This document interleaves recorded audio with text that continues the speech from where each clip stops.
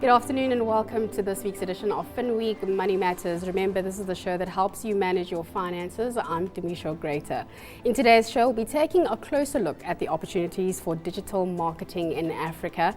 And then the technical analyst, Moshima Gama, will be sharing her outlook on the world's fifth largest gold producer, and I'm talking about Harmony.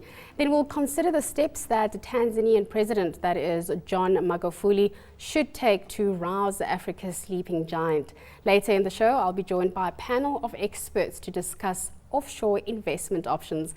But do remember that we do want to hear from you, so send us your feedback or your comments. You can do this, send it through to moneymatters@abn360.com. But first, let's get straight into it by looking at the trend of the week.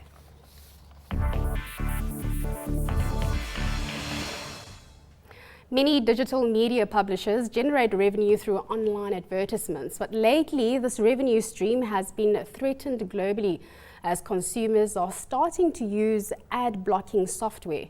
However, research has shown that in contrast to the rest of the world, many African users do not view ads in a negative light, which may offer an opportunity to online advertisements on the continent. In studio to tell us more about this uniquely African opportunity is Yaron Assabi. He's the chairman of the Mobile Marketing Association and founder of Digital Solutions Group. Yaron, lovely to have you. First of all, maybe educate us. What is ad blocking? Ad blocking is the ability to add something to the browser that will block ads. So often it's done, especially in Africa, because of the speed. So ads actually slow down your experience on the internet.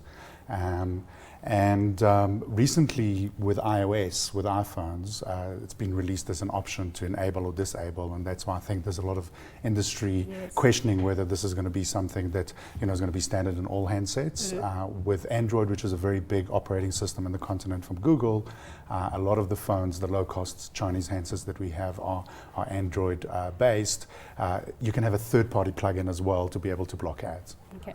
What's at stake here? So if you're unable or if you choose to not get an advert onto your phone or whatever device that you're currently using, what's at stake for the advertisers? Well, a lot of advertisers offer their content for free, so they need the advertising to support their business model in order to be able to sustain themselves. So obviously publishers are worried about it. I think that if the advertising is done properly, then a lot of the African consumers would not have an issue with it. I think that ad blocking is really as a result of consumers retaliating spam or getting unrelated messages that they don't really want to see. None of us like to get ads that either slow down our internet experience or are not relevant to us.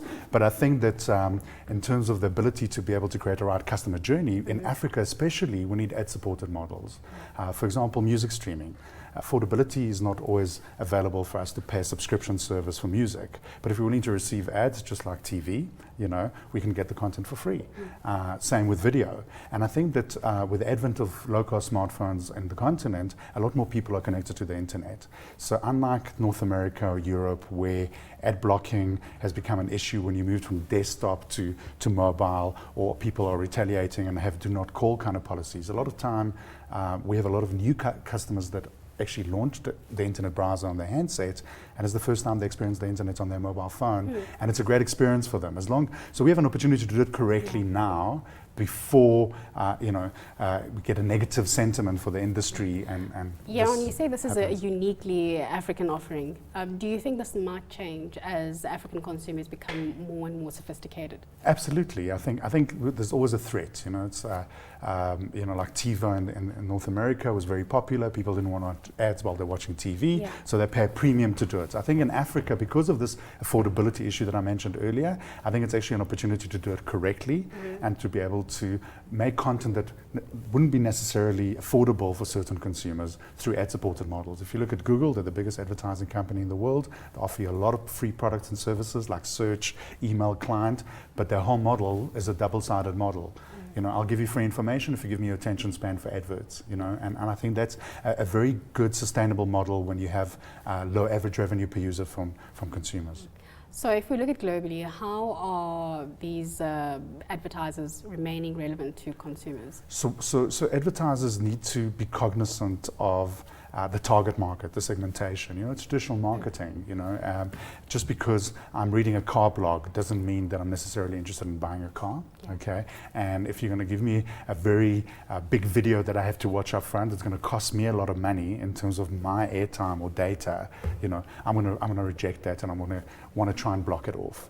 But if the advertising doesn't cost me anything and it's relevant to me and it's contextual and it's based on where I'm at, so if I did a search and I'm looking for a Chinese restaurant and I might get a voucher for that Chinese restaurant to be able to walk in and it's right there, then that ad is a lot more relevant. So it's about using the data, it's about understanding customer insight, and it's about permission marketing. Permission marketing means that you actually ask for explicit permission to communicate with that customer, and you give them ads that are relevant to them.